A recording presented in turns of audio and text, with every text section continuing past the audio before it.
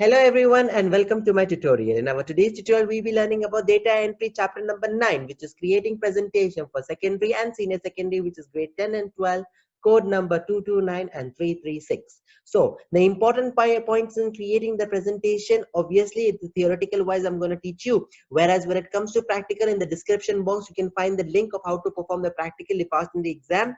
Again, repeating, this chapter contains 10 marks for preparing a presentation. The Excel contains 10 marks, Microsoft Word contains 10 marks, along with mail merge 10 marks. So this becomes a total of 40. The other 20 marks is some basic writing, which is 10 marks of writing will be given to you, which is based on your little bit of theory. And the other 10 marks will be based on little bit of internet questions, which is also writing part, plus a mixture of some other related lessons such as Word or Excel and PowerPoint mix. Now, moving forward to how to start a PowerPoint program, first of all, let us learn the features. Here we have 1, 2, 3, 4, 5 features. You can learn any 2 features, and this is the same PowerPoint feature. So there is no special features for PowerPoint 2007 or something like that. It's all the same. Then how to start PowerPoint, same 3 methods like how we started in Excel and Word. Either from the desktop, you right click and choose new, go to the start button and go to all programs, Microsoft Office, and choose PowerPoint, or go to the search option or run option and find for Microsoft PowerPoint. Now, creating a presentation, as we all know, in Microsoft Word, the page is called as page or a document. In an Excel sheet, it is called as a worksheet or a spreadsheet. But in presentation, each one of these pages are called as slides. So how do we create a presentation? It's very simple that to create a presentation, we need to use the help of certain type of tools. These tools are present in the front in the form of tabs: home tab, review tab, insert tab, and all these things. Most of the things you have already, majority 90% of the stuff you have already learned, because in Microsoft Word and Excel they all have common features in them. And then you actually choose your template. Then you choose your, there are already installed templates, so you can choose install template of your wish. Design templates are already again pre-installed so that you can give the color effects and all that. That is the design, whether you want to use it for a fancy project or you want to use it for a office, a workshop, office presentation, like that. The color scheme actually. Then we have a blank presentation where it's completely blank and you choose your own colors, your own ideas, your own thoughts, and make the presentation. Then we have slide layouts. Basically, the slide layout is nothing but the design which it gives you in order to where you are going to type your text and how. We have total of here 9 already pre-installed ones. The first one is called title slide, where it only has a sheet with a title to be written only. Then we have title and content, where we are allowed to write title and the content. Section header, only the header for it. To content means we can put 2 contents on that side. Comparison, when we want to compare 2 things together, so we have one boxes on either sides, right and left. Title only just by giving the title, and a blank one, like we prepare the text box, we make our own text box over there.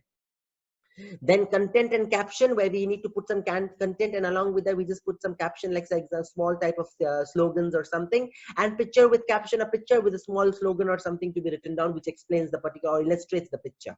Then selecting the content, in the content box actually we can add 6 things out of our wish. Either we can add a table, chart, smart art graphic, a picture, a clip art, or a media clip. So any one of these 6 is okay. Then opening an existing presentation is obviously when you go and choose the option from the open tab.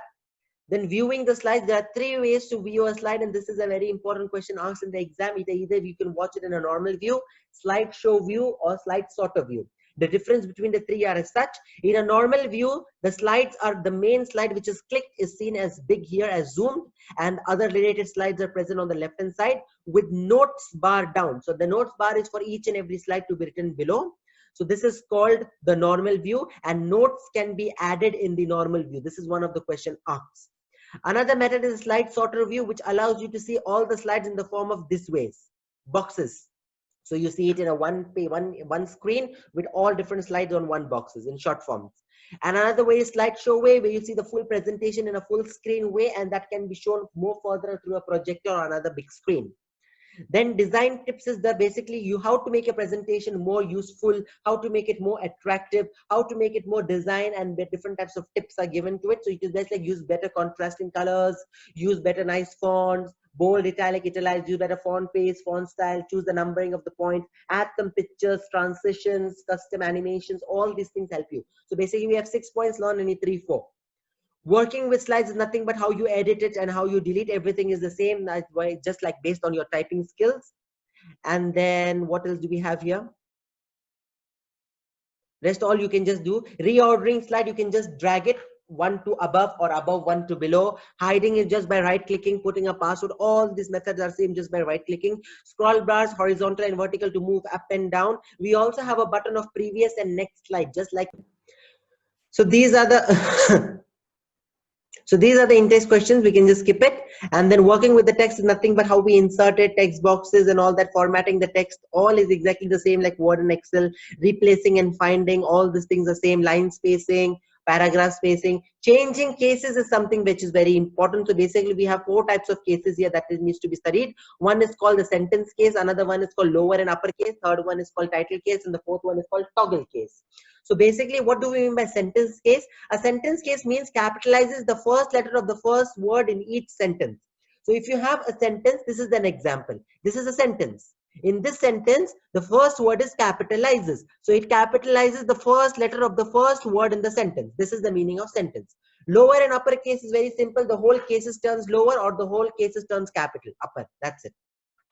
Title case capitalizes the first letter of every word and reduces the rest to low. Basically, if this is the word capitalizes, so we'll make it C capital. If the next word was the, so T will be capital. Next word is first, so F will be capital, L will be capital, O will be capital, and the other all letters will be small. That is title. Its opposite is toggle case, where, for example, the first letter will be small and the other two will be capital. Okay, so this is the way we can do toggle versus title case, because they're going to come in the exam. Then bulleting and all this is numbering, and bullets are like normal. You can choose from here, and then adding some symbols and all. The symbol option is also available in Excel and Word. So if you haven't learned in the Excel and Word for the theory, you can also see it from here. It's present in both the sides. Number list and all the things is all common. Changing the color of the numbers also you can choose from here just by clicking on the arrow of this one arrow, the arrows for the bullets and numbers. Text box properties. So they might ask you what are the text box properties also. One important question, like what you can do, fill it, change its color, put a border line, or like, okay. Adding notes, you can add a note and etc. here. Spell check, you know what's a spell check? Just by doing F7 is the shortcut key for spell check, or any other way. Grammatical error will show green color, spelling error will show you red color, and punctuation error will show you blue color. Saving and printing is normal. Page setup is like normal, and here also. Saving the file as what format, and also saving the file as web page. How do we save it as web page? If this is the pay or saving option or window that appears, you can go to save as type, click on the mouse and choose the option web page. As we can see here, we clicked and we chose web page given in the book. Now, print options, we can print out all the slides, handouts like small slides, only the notes or outline view, so that it is easy to give the people while having the presentation.